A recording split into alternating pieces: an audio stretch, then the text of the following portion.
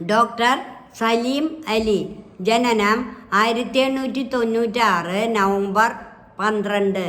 മരണം 1987 ജൂൺ 21.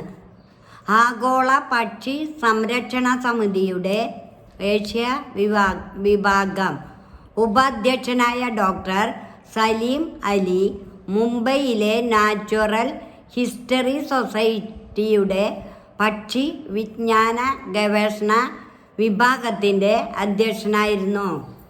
പ്രധാന കൃതികൾ: the book of Indian birds, the birds of Kutch, Indian hill birds, the birds of Travancore, Cochin തുടങ്ങിയവ.